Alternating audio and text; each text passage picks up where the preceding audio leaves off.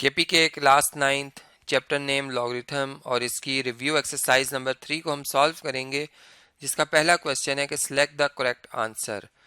जैसे कि question number 1 अगर आप देखें तो इससे मुंसलिक 4 जवाब दिए गए, इनमें से दुरुस्त को जो है हमें टिक करना होगा, सिलेक्ट करना होगा। जैसे फर्स्ट जो स्टेटमेंट है इसमें लिखा हुआ है कि log of 1/81 with base 9 is equal to what, यानी कि हमें ये चेक करना होगा कि इसका क्या आंसर आता है। ठीक है, इसके लिए हमें इसकी वर्किंग जो है वो करनी होगी।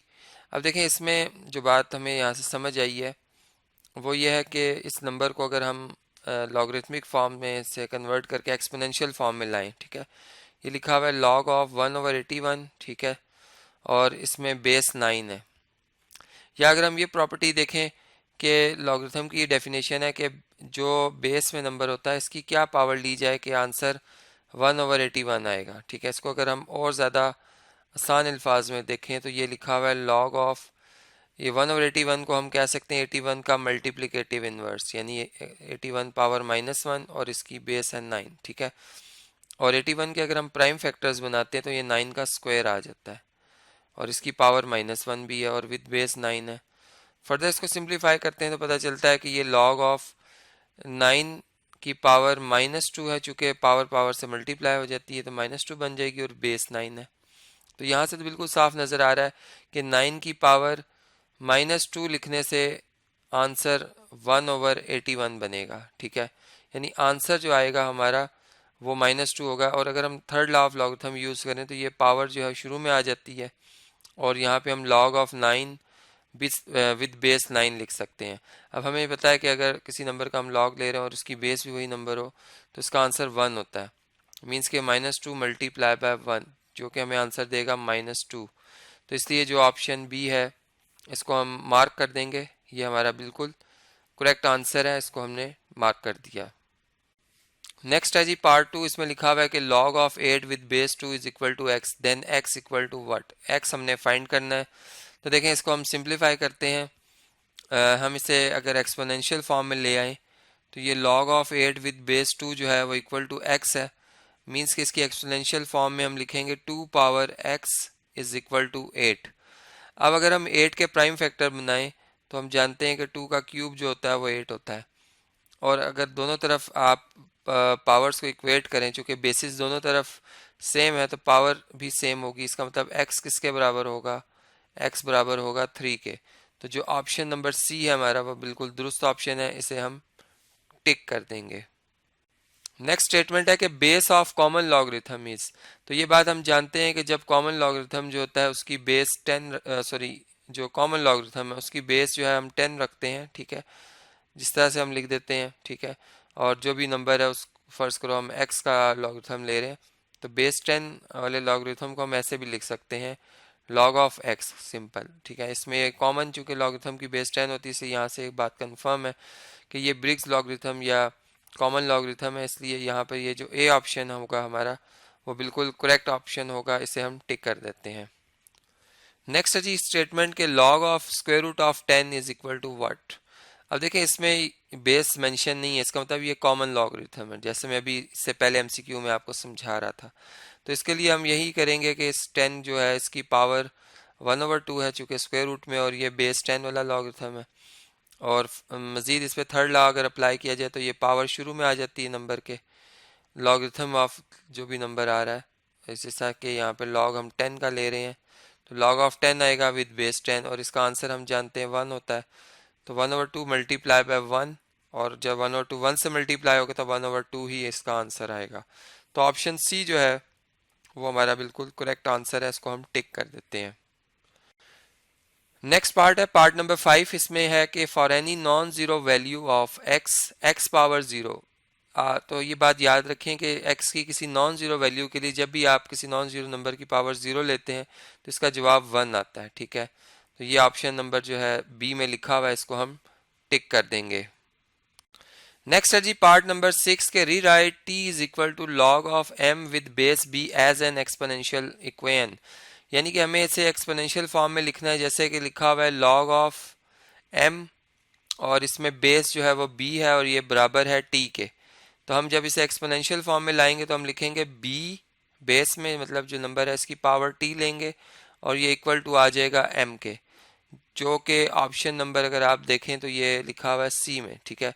इसलिए हम सी जो ऑप्शन है इसको टिक कर देंगे, ये हमारा करेक्ट आंसर है।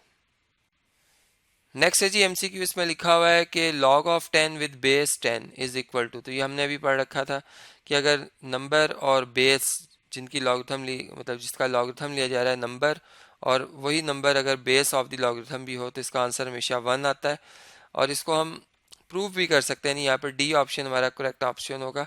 इसको प्रूव ऐसा कर सकते हैं कि अगर हम यूँ कहें कि ये log ऑफ 10 विद बेस 10 किसके बराबर हो सकता है, यानी कि यहाँ पे क्वेश्चन मार्क हो और हम इसे जब एक्सपोनेंशियल फॉर्म में लाएं तो हम ये बात जानते हैं कि बेस 10 है और इसकी पावर है अननोन, ठीक है, और इक्वल टू 10 है। तो यहाँ से बात बिल्कुल कंफर्म हो जाती है, चूँकि ये 10 की पावर 1 है।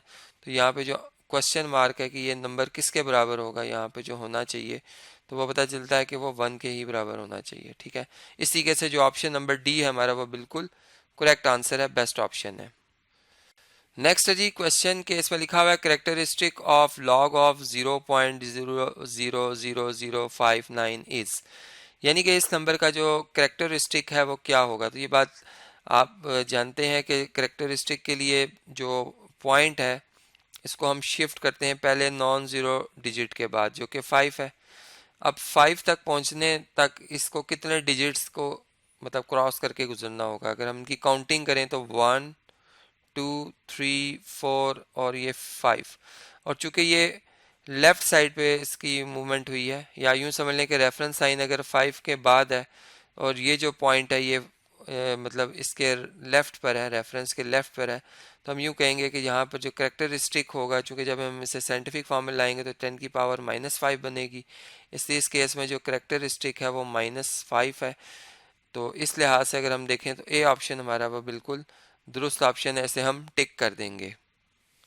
नेक्स्ट क्वेश्चन है जी, इसमें लिखा हुआ है एवेल्युएट लॉग ऑफ 7 और सॉरी लॉग ऑफ 1/√7 और बेस 7 है, इसका जवाब हमें तलाश करना है, ठीक है। तो देखें अभी हमने इस तरह के क्वेश्चंस किए थे, हम देख रहे हैं कि लॉग जिस नंबर का लिया जा रहा है वो 1/√7 को आप लिख सकते हैं 7 पावर 1/2, ठीक है, और बेस 7 यहाँ मेंशन में कर रहा हूँ। अब फर्दर इसको अगर सिंप्लीफाई किया जाए तो आप इसे 7 की पावर जब रेसिप्रोकल फॉर्म में लिखेंगे तो -1/2 लिखेंगे, चूंकि ये इन्वर्स है 1/7 पावर 1/2 लिखा हुआ है, ये 7 का जो है वो इन्वर्स है, मल्टीप्लिकेटिव इन्वर्स है, 7 पावर 1/2 का मल्टीप्लिकेटिव इन्वर्स है, ठीक है। इसलिए यहाँ पे इस तरह से लिखा जाएगा, यानी एक स्टेप में ये है कि इस पावर जो -1 है वो 1/2 से मल्टीप्लाई होगी है। अब इससे नेक्स्ट हम ये कर सकते हैं कि जो ये पावर है ये शुरू में आ जाए थर्ड लॉ ऑफ लॉगरिथम की मदद से, हम अगर इस पर ये प्रॉपर्टी यूज़ करने हो, यहाँ पे नेक्स्ट हम लिख सकते हैं log ऑफ 7 विद बेस 7, जिसका जवाब हम जानते हैं कि ये 1 के बराबर है, ठीक है। तो -1/2 जब 1 से मल्टीप्लाई होगा तो आंसर आपका जो है वो -1/2 आएगा, जो कि बी ऑप्शन में लिखा हुआ है। इसलिए हम बी ऑप्शन जो है इसको मार्क कर देंगे, ये हमारा बिल्कुल दुरुस्त जवाब होगा। नेक्स्ट प्रॉब्लम है जी, जिसमें पूछा जा रहा है कि base of natural log is, तो ये बात याद रखें कि नेचुरल लॉग जिसे नेफिरियन लॉगरिथम भी कहा जाता है, इसकी बेस होती है ई, जो कि नेचुरल एक्सपोनेंट है और इसकी अप्रॉक्सीमेट वैल्यू 2.71828 होती है, ठीक है। तो इस लिहाज से हम बी ऑप्शन जो है इसको, जो ये करेक्ट आंसर है, इसको हम मार्क कर देंगे।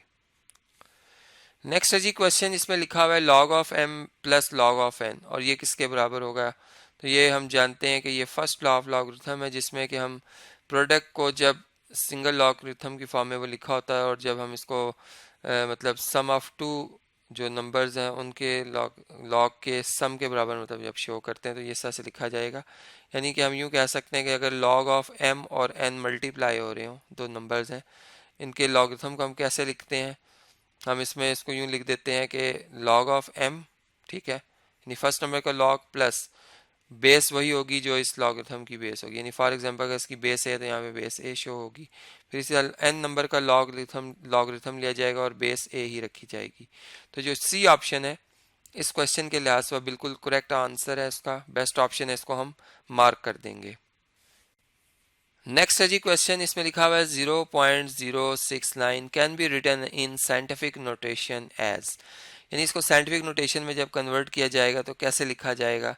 तो ये बात याद रखें कि साइंटिफिक नोटेशन में जो पॉइंट है वो पहले नॉन ज़ीरो डिजिट के बाद होता है नंबर में, ठीक है, और साथ में 10 की पावर कोई भी इंटीजर आती है। तो इस केस में अगर आप देखें तो पॉइंट को हमें 2 डिजिट्स जो है वो आगे मूव करना होगा, ठीक है, यानी राइट साइड पे। तो इस टाइम अगर आप देखें तो रेफरेंस के लेफ्ट साइड पे पॉइंट मौजूद है, ठीक है, यानी अगर मैं इसको यहाँ पे लिखूँ, इसकी वर्किंग बताऊँ तो ये 0.06 जो 9 है, ठीक है, इसमें रेफरेंस साइन के बाद, मतलब रेफरेंस साइन 6 के बाद है, ठीक है, पॉइंट ने इधर आना है, 6 के बाद आना है, यानी इसको हम 6.9 लिखेंगे और 10 की पावर कितनी लिखेंगे, जितने डिजिट्स ये मूव करके आएगा ये पॉइंट, ठीक है, तो ये 2 डिजिट मूव करके आ रहा है और रेफरेंस के लेफ्ट साइड पर है, इसलिए हम पावर में -2 लिखेंगे, यानी नेगेटिव साइन पुट करेंगे। तो इसी के से ये हमारा आंसर होगा और ये ऑप्शन नंबर बी में लिखा हुआ है, इससे हम इसे ऑप्शन बी को जो है वो टिक कर देंगे, ये हमारा करेक्ट आंसर है। नेक्स्ट क्वेश्चन है जी, इसमें लिखा हुआ है log of x -2 times log of y। अब इसको हमने सिंप्लीफाई करना और देखना इसका क्या आंसर आएगा। तो ये बात याद रखें कि जो थर्ड लॉ ऑफ लॉगरिथम है उसको अगर अप्लाई किया जाए तो ये नंबर जो मल्टीप्लाई हो रहा है लॉग ऑफ y से, ये y की पावर में शिफ्ट हो जाएगा, यानी इसको हम लिख सकते हैं log of x minus log of, ये नेचुरल लॉगरिथम का सिंबल है ln, ठीक है, और ये y की पावर आ जाएगी 2। अब जब हम इसे सिंगल लॉगरिथम की फॉर्म में लिखेंगे तो चूंकि ये लॉग्स सब्ट्रैक्ट हो रहे हैं इसलिए हम लिखेंगे इसे log of x divided by y power 2। तो ये आंसर जो है ऑप्शन नंबर डी में लिखा हुआ है, इसलिए हम इस ऑप्शन डी को टिक कर देंगे, ये हमारा करेक्ट आंसर है। नेक्स्ट क्वेश्चन है जी कि क्वेश्चन नंबर 2 के राइट 9473.2 इन साइंटिफिक नोटेशन। इसे साइंटिफिक नोटेशन में हमने लिखना है। तो ये बात हम जानते हैं कि जो नंबर साइंटिफिक नोटेशन में होते हैं इनमें जो पॉइंट होता है वो मतलब पहले नॉन ज़ीरो डिजिट के बाद आता है। अगर हम इधर से देखें तो पॉइंट को 9 के बाद आना चाहिए, ठीक है, और मतलब हम जब इसका क्वेश्चन लिखेंगे हम इसको लिख देते हैं यहाँ पे कि 9473.2 लिखा हुआ है ना ये, तो इसमें रेफरेंस साइन 9 के बाद आएगा, ठीक है। अब पॉइंट रेफरेंस साइन से राइट साइड पर है और कितने डिजिट राइट साइड पर है, 3 डिजिट राइट साइड पर है, ठीक है। इससे जब हम पॉइंट को शिफ्ट करेंगे 9 के बाद हम लिखेंगे 9.4732, यानी ये नंबर 10 से लेस होना चाहिए, जो कि आपको नज़र आ रहा है 10 से लेस है। और इस इंटू 10 की पावर क्या आएगी, 1 2 3 3 आएगी +3, ठीक है, चूँकि हम राइट साइड पे देख रहे हैं कि रेफरेंस के राइट साइड पे ये पॉइंट मौजूद था, यानी एक बहुत बड़ा नंबर था। इसको हमने जब इसका एक फैक्टर 10 से लेस बनाया तो साथ में दूसरा फैक्टर जो है उसमें 10 की पावर +3 आई है। तो इस लिहाज से ये प्रॉब्लम जो है वो हम अंडरस्टैंड कर सकते हैं। नेक्स्ट क्वेश्चन है क्वेश्चन नंबर 3, जिसमें हमने लिखना है right 5.4 into 10 power 6 in standard notation. तो देखें इसमें हम क्या करेंगे कि जो नंबर हमें गिवन है, ठीक है, वो है 5.4, ठीक है, और इंटू 10 पावर आ रही है 6। अब 10 पावर 6 का मतलब है कि अगर हम एक 10 से मल्टीप्लाई करते हैं, यानी फॉर एग्जांपल मैं इसको 10 से मल्टीप्लाई करता हूँ तो ये नंबर 54 बन जाएगा, यानी एक डिजिट आगे शिफ्ट हो जाएगा और 10 की पावर एक कम हो जाएगी, यानी 5 रह जाएगी। इसका मतलब कि अगर मज़ीद 10 की पावर 5 से मल्टीप्लाई करते हैं तो ये 5 ज़ीरोज़ और इसमें पुट किए जाएंगे, यानी 5 4 और 10 की पावर 5 है, इसलिए 1 2 3 4 5, यानी पॉइंट जो है अगर हम यहाँ से नोट करें तो ये कितने डिजिट राइट साइड पे शिफ्ट हुआ है, एक तो 4 डिजिट हो गया और 1 2 3 4 5 ये ज़ीरोज़ आ गए, तो ये इसका फाइनल आंसर कहलाएगा, यानी ये स्टैंडर्ड नोटेशन कहलाती है। और जबकि ये जो जिस फॉर्म में ये क्वेश्चन लिखा हुआ था ये नोटेशन जो है वो कहलाती है साइंटिफिक नोटेशन। तो हमने इस तरीके से स्टैंडर्ड नोटेशन में कन्वर्ट करना जो है वो सीखा। अब इस वीडियो को मैं कंटिन्यू कर रहा हूँ नेक्स्ट वीडियो में, जिसमें मैं जो क्वेश्चन नंबर 3 से ऑनवर्ड जो क्वेश्चंस आ रहे हैं, यानी question number 4 and so on, वो मैं आपसे नेक्स्ट वीडियोज़ में डिस्कस करूँगा।